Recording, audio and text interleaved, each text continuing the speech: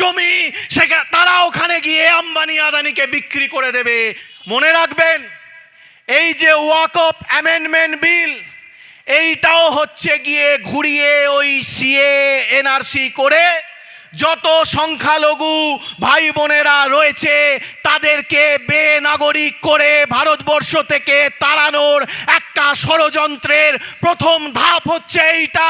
আজকে যদি আপনারা রাস্তায় নেমে এর প্রতিবাদ না করেন, তাহলে একদিন হঠাৎ সকালবেলা আপনাদেরকে দেশ ছাড়া করে দেবে, আপনারা উদ্বাস্তু হয়ে যাবেন, সেদিন আর আপনাদের কিছু করার থাকবে না। এই যে ওয়াকফ সম্পত্তি যা রয়েছে, সেই ওয়াকফ সম্পত্তিগুলো ধীরে ধীরে ধীরে ধীরে লোকের অগোচরে ধীরে ধীরে সেগুলোকে গ্রাস করবে। সেই গ্রাস করে কি করবে তারা?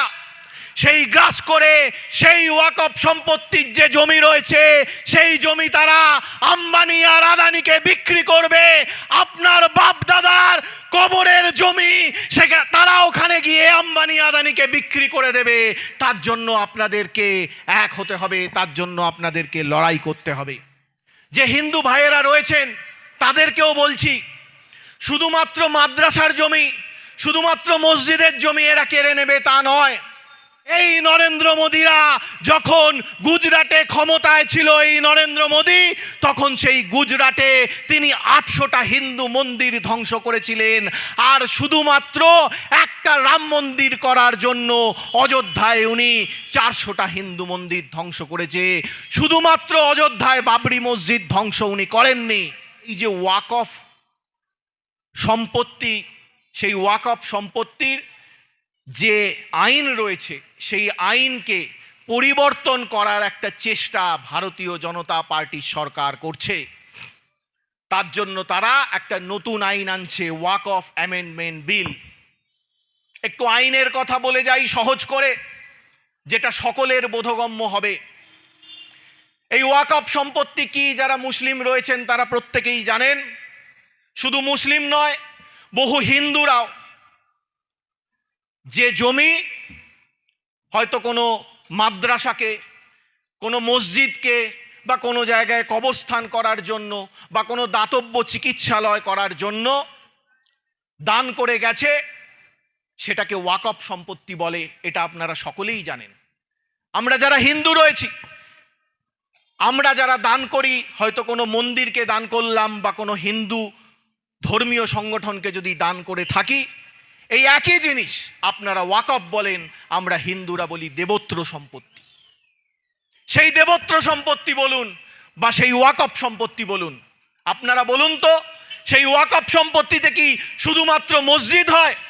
না বন্ধু, সেখানে অনেক হাসপাতাল হয়, দাতব্য চিকিৎসালয় হয়, সেখানে অনেক মাদ্রাসা হয়। সেই মাদ্রাসায়, সেই হাসপাতালে কি শুধুমাত্র মুসলিমরা গিয়ে চিকিৎসা পায়, শুধুমাত্র মুসলিমরা গিয়ে শিক্ষা লাভ করে? না বন্ধু, বহু জায়গা রয়েছে যে জায়গায় হয়তো গ্রামের পর গ্রাম কোনো স্কুল নেই, সেই জায়গায় সাধারণ হিন্দু বাড়ির ছেলেরাও গিয়ে সেই মাদ্রাসাতেই পড়াশোনা করে। বলে যাই, এই বাংলার বুকে নবজাগরণের সৃষ্টিকর্তা ছিলেন রাজা রামমোহন রায়। আপনারা প্রত্যেকে তার নাম জানেন। ভারতের নবজাগরণের যুগপুরুষ রাজা রামমোহন রায় একজন মাদ্রাসার ছাত্র ছিলেন।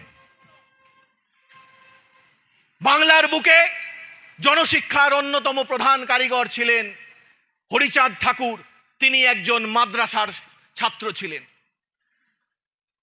তো এইরকম একটা মাদ্রাসা, সেবামূলক প্রতিষ্ঠান, সেখানে কোনো জাত ধর্ম বিচার করা হয় না। আজকে এই ভারতীয় জনতা পার্টি যেই ওয়াকফ অ্যামেন্ডমেন্ট বিল নিয়ে আসছে, সেই ওয়াকফ অ্যামেন্ডমেন্ট বিলের মধ্যে দিয়ে তাদের লক্ষ্যটা কি? আসল লক্ষ্যটা বুঝতে হবে। প্রাথমিক লক্ষ্য, এই যে ওয়াকফ সম্পত্তি যা রয়েছে, সেই ওয়াকফ সম্পত্তিগুলো ধীরে ধীরে ধীরে ধীরে লোকের অগোচরে ধীরে ধীরে সেগুলোকে গ্রাস করবে। সেই গ্রাস করে কি করবে তারা?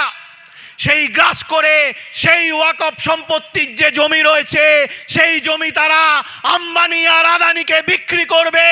আপনার বাপ দাদার কবরের জমি সেখানে তারা ওখানে গিয়ে আম্বানি আদানিকে বিক্রি করে দেবে।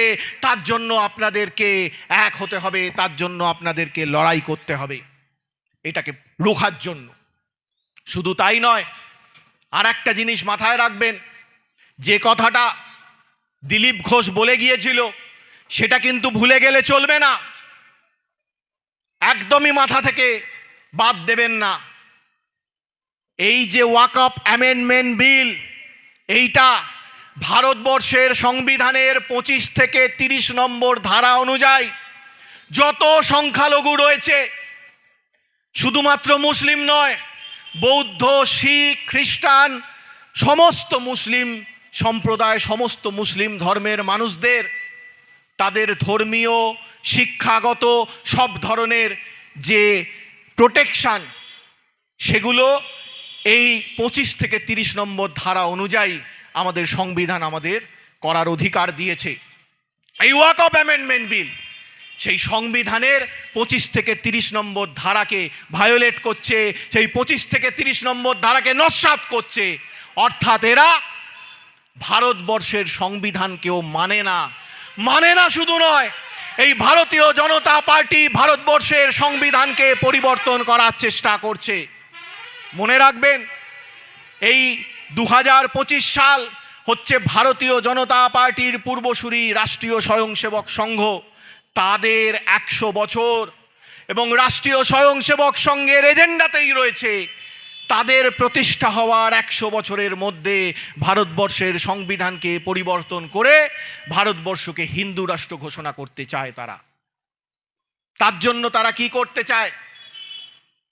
এর মধ্যেই তারা বিভিন্ন ধরনের কারসাজি, বিভিন্ন ধরনের ষড়যন্ত্র করা শুরু করে দিয়েছে। সিএ, এনআরসি, নানা রকম ষড়যন্ত্র করছে। মনে রাখবেন, এই যে ওয়াকফ অ্যামেন্ডমেন্ট বিল, এইটাও হচ্ছে গিয়ে ঘুরিয়ে ওই সিএ, এনআরসি করে যত সংখ্যালঘু ভাই বোনেরা রয়েছে তাদেরকে বেনাগরিক করে ভারতবর্ষ থেকে তাড়ানোর একটা ষড়যন্ত্রের প্রথম ধাপ হচ্ছে এইটা। আজকে যদি আপনারা রাস্তায় নেমে এর প্রতিবাদ না করেন, তাহলে একদিন হঠাৎ সকালবেলা আপনাদেরকে দেশ ছাড়া করে দেবে, আপনারা উদ্বাস্তু হয়ে যাবেন, সেদিন আর আপনাদের কিছু করার থাকবে না। তাই বলছি বন্ধু, আজও যারা মনে করছেন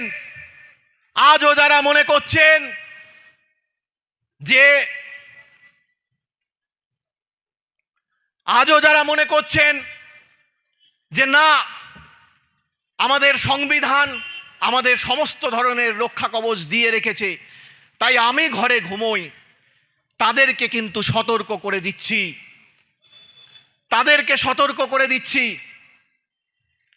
যে আর ঘরে ঘুমিয়ে থাকার সময় নেই।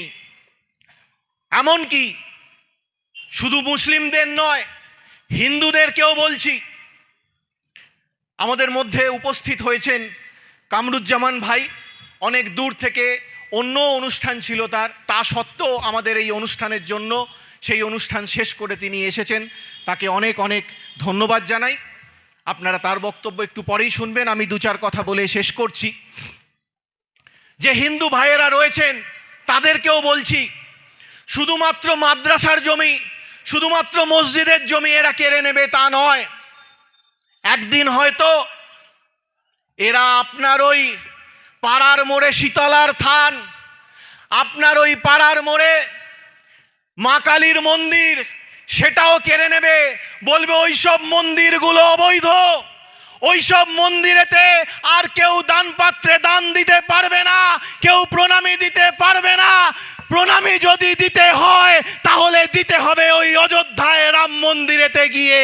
কারণ এই নরেন্দ্র মোদিরা যখন গুজরাটে ক্ষমতায় ছিল, এই নরেন্দ্র মোদি, তখন সেই গুজরাটে তিনি 800টা হিন্দু মন্দির ধ্বংস করেছিলেন। আর শুধুমাত্র একটা রাম মন্দির করার জন্য অযোধ্যায় উনি 400টা হিন্দু মন্দির ধ্বংস করেছে।